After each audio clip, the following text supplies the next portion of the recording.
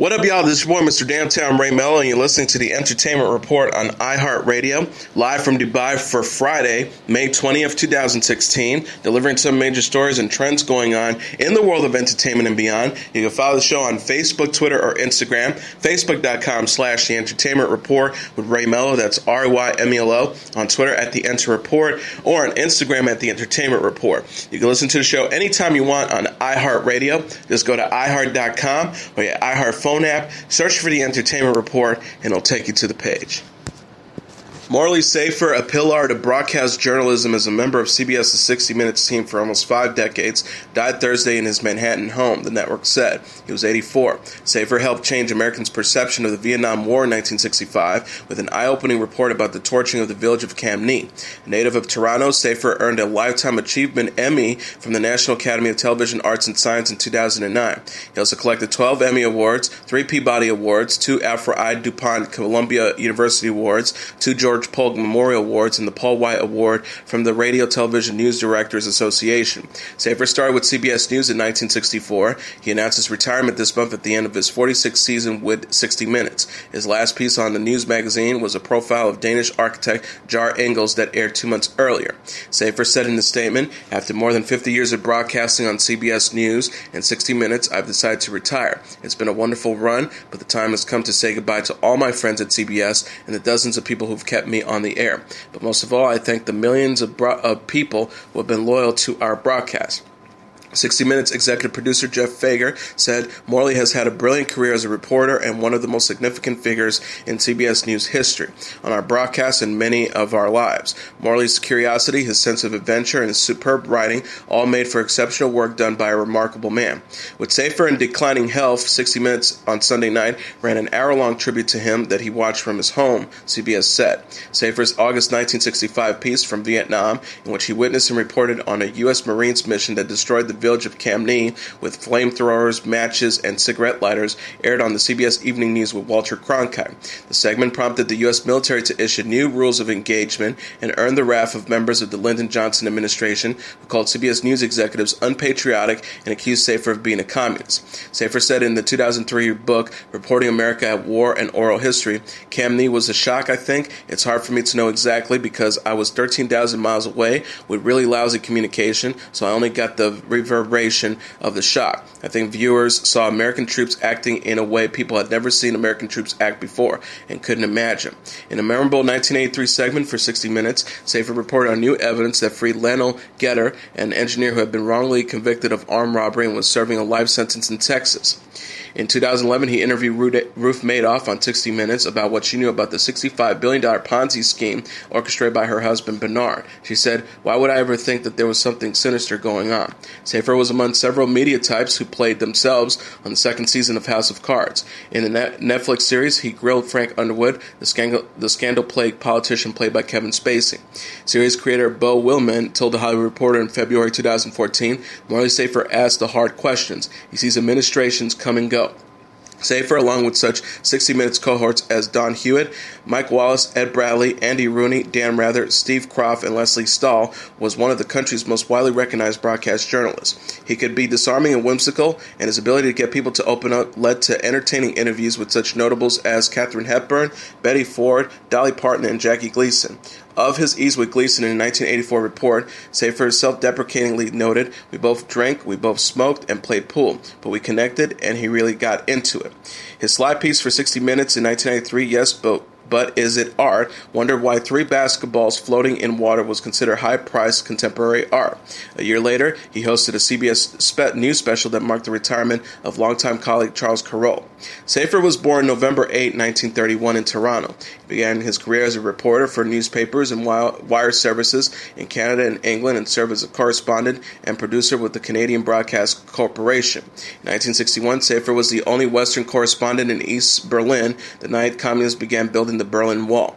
He joined CBS News in April 1964 as a correspondent based in London. opened the division's outpost in Saigon in 1965 and was named London's bureau chief in 1967, inheriting an office once inhabited by Edward R. Murrow. He replaced Harry Reasoner, who left to anchor ABC's Nightly News on 60 Minutes in 1970. Safer authored flashbacks on returning to Vietnam in 1990, and in 2009 donated his papers to the Dolph Briscoe Center for American History at the University of Texas in Austin. Safer is survived by his wife of 48 years, Jane, daughter Sarah, and her husband, Alexander, 3 grandchildren, and a sister and brother. In a 2000 interview with the Archive of American Television, Safer talked about his pretty solid body of work. He said, "It's not literary.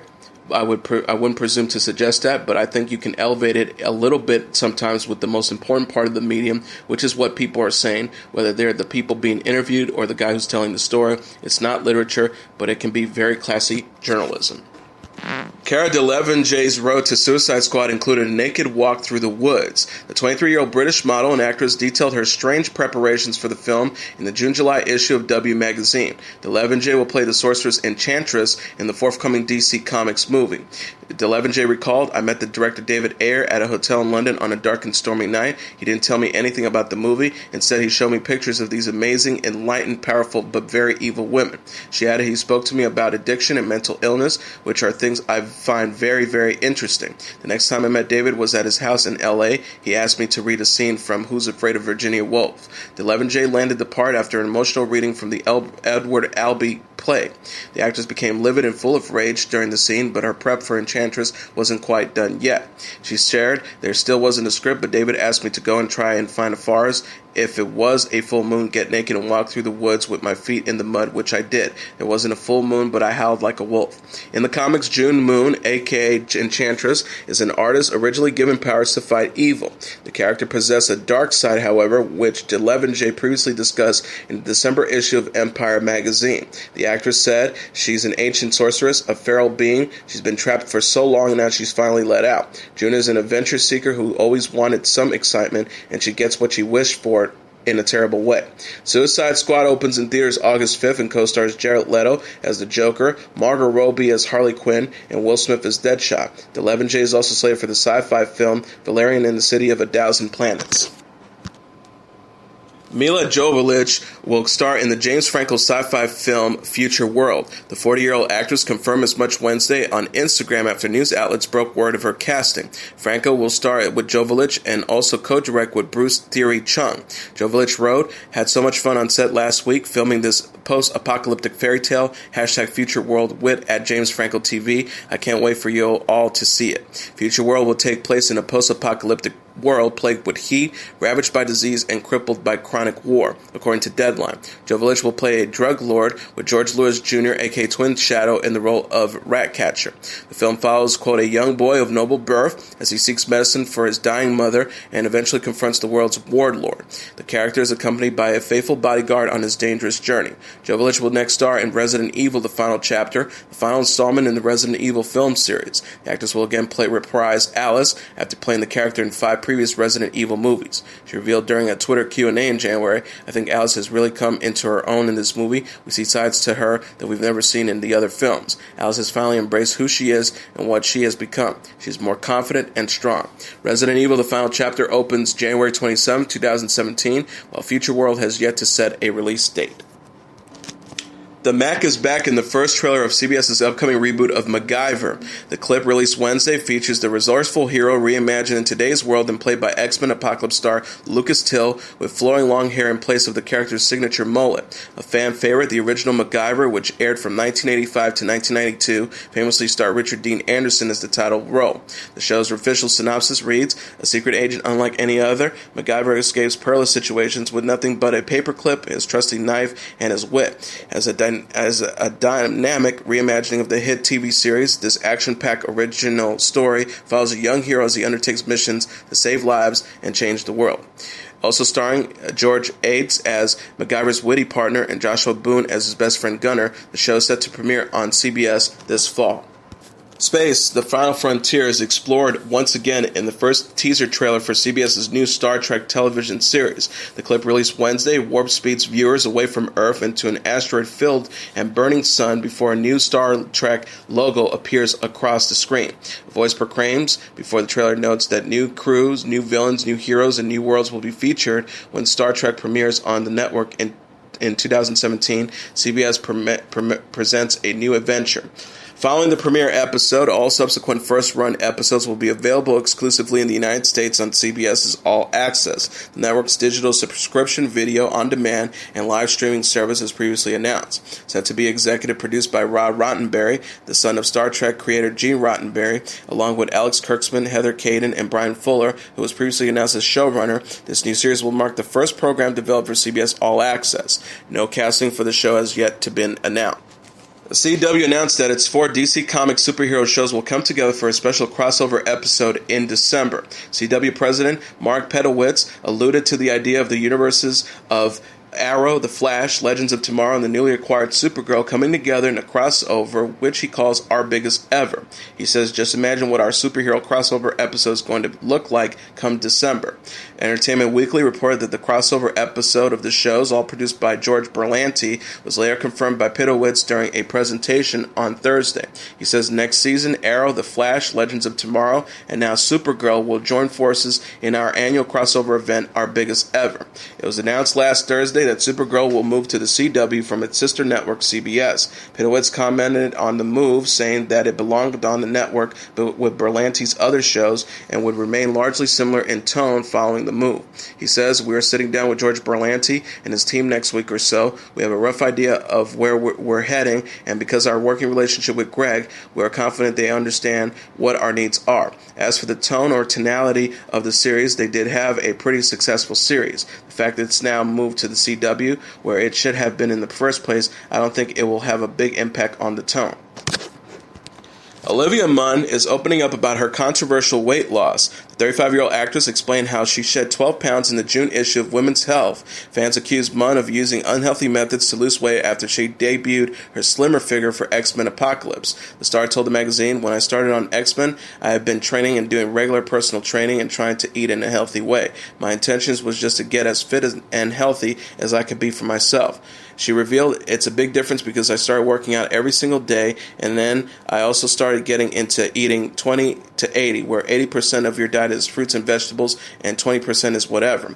Brazilian supermodel Gisele Bündchen is among the celebrities who followed the 80-20 diet. Munn, who will play Psylocke in X-Men's Apocalypse, previously told E! News her weight loss was not intentional while promoting the film in London. The star said of her intensive training for the movie, I was just trying to learn how to do all the stunts. They weren't expecting Psylocke to do a lot of fighting in the movie, but when I had signed on, I said that's something I really wanted. She also revealed I started training every day with the taekwondo and swords and the stunts and wire work. I put on a few more pounds since filming. As soon as I finished, I went back to Green Bay where my boyfriend, Aaron Rodgers, was, and I literally just ate chips and salsa. X-Men Apocalypse opens in theaters May 27th. The movie co-stars James McAvoy as Professor X, Michael Fassbender as Magneto, Jennifer Lawrence as Mystique, and Oscar Isaac as Apocalypse. Comedian Louis C.K. was crowned a Jeopardy champion Wednesday, earning $50,000 for a charity of his choosing. The comedian bested CNN anchor Kate Bolden and Washington Post journalist Jonathan Caphart during the Power Play week on the long-running quiz show. The Louis star will donate his winnings to the Fistula Foundation, a charity that helps women suffering from obstetric fistula, an abnormal hole most often caused by prolonged labor that can form between the vagina and rectum or bladder that leaves patients incontinent.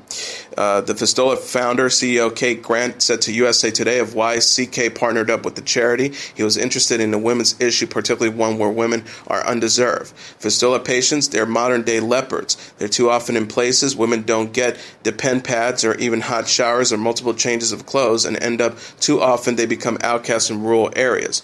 During Jeopardy, host Alex Trebek praised CK for helping a lesser-known cause. Trebek mentioned, that's not a well-known charity, good for you. CK replied, that's why I'm here. John Legend thinks Chrissy Teigen is a wonderful mother to their daughter Luna. The 37-year-old singer defended his wife on Thursday's episode of The Today Show after Teigen faced criticism for going out on a dinner date with him in April, just days after giving birth. Legend previously stood up for Teigen on Twitter. Legend said, "We were going out together. If you're saying she's a terrible parent for leaving the child at home, which she's not, obviously, if you're going to say to her, then say it to me too." He explained, "Every once in a while you have to take care of yourself as a couple. We've got Chrissy's mom at home. We've got a great baby nurse. We've got all kinds of help, and we know Luna's in good hands when we do have a chance to leave the house." Teigen came under fire after she and Legend were spotted at dinner 9 days after welcoming Luna. The model took to the brunt of the criticism, causing Legend to call out mom shamers for this month. He tweeted, "Funny, there's no dad shaming. When both of us go out to dinner, shame both of us so Chrissy doesn't have to take it all. We'll split it." Teigen herself addressed the controversy on Tuesday's episode of Good Morning.